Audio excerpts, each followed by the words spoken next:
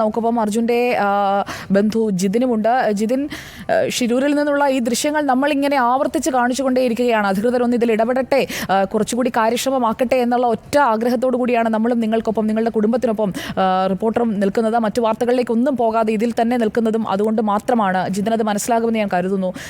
ജിതിൻ വിഷമിപ്പിക്കുന്നതിന് വേണ്ടിയല്ല, പക്ഷേ ഇവരുടെ ഒരു മുൻഗണന എന്ന് പറയുന്നത് ഈ തെരച്ചിലിൽ മറ്റെവിടേക്കെങ്കിലും മാറുകയാണോ ജിതിൻ?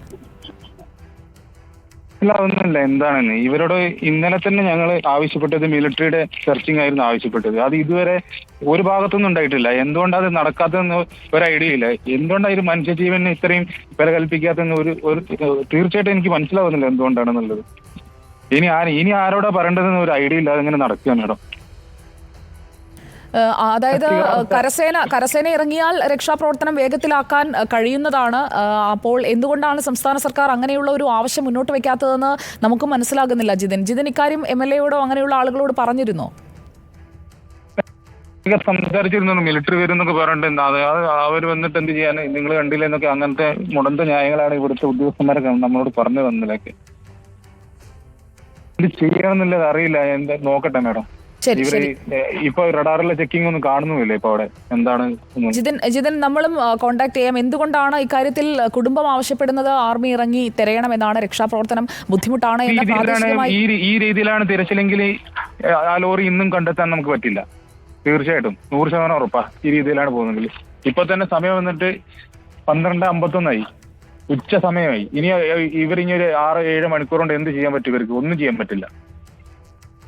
നിർത്തി പോയിട്ട് ഇത് അറിയുന്ന ആൾക്കാരെ കൊണ്ടുവന്ന് ചെയ്യിപ്പിക്കാൻ പറയണം. കേരളത്തിൽ നിന്നുള്ള നേതാക്കൾ ആരെങ്കിലും വിളിച്ചിരുന്നോ ജിതിൻ?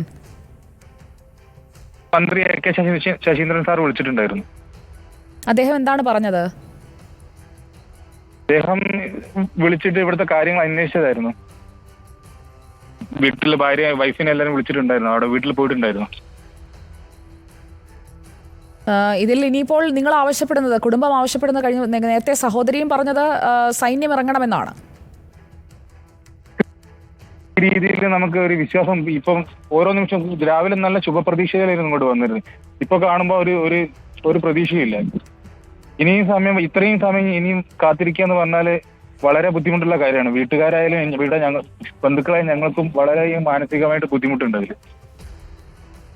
5ാമത്തെ ദിവസമാണ്, മനസ്സിലാവുന്നു ജിതിൻ, അർജുനെ കാണാതായിട്ട് 5ാമത്തെ ദിവസമാണ് നമ്മൾ ഈ സംസാരിച്ചു കൊണ്ടിരിക്കുന്നത്. അതേ ഒരു രീതിയിൽ, അതായത് മനുഷ്യരുടെ ജീവൻ ഈ മണ്ണിടിച്ചിലിൽ പെട്ടുപോയിട്ടുണ്ട് എന്നതൊന്ന് മനസ്സിലാക്കിയുള്ള ഒരു റെസ്പോൺസ് ലെവൽ അവിടെയുള്ള ഒരാളിൽ നിന്ന് പോലും ഉണ്ടാകുന്നില്ല എന്നത് നമ്മളെയൊക്കെ നടുക്കുന്ന ഒരു യാഥാർത്ഥ്യമാണ് ശരിക്കും പറഞ്ഞാൽ ജിതിൻ.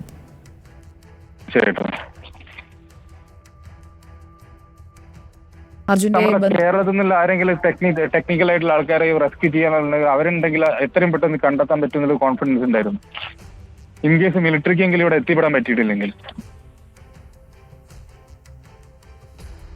നമുക്ക് ഉദ്യോഗസ്ഥരെ, അതുപോലെ തന്നെ നമുക്ക് സർക്കാരിന്റെ ഭാഗമായി നിൽക്കുന്ന ആളുകളെയും ഒക്കെ ഒന്നുകൂടി ഞങ്ങൾ ട്രൈ ചെയ്ത് നോക്കാം ജിതിൻ. നമ്മളെ കൊണ്ട് ചെയ്യാൻ പറ്റുന്നതിന്റെ പരമാവധി എല്ലാവരോടും വിളിച്ച് ഇതിൽ ഇടപെടണമെന്ന് ആവശ്യപ്പെട്ടുകൊണ്ടേ ഇരിക്കുകയാണ് നമ്മൾ. നമുക്ക് ഒരിക്കൽ കൂടി ആ ശ്രമം ഞങ്ങളും തുടരാം ജിതിൻ.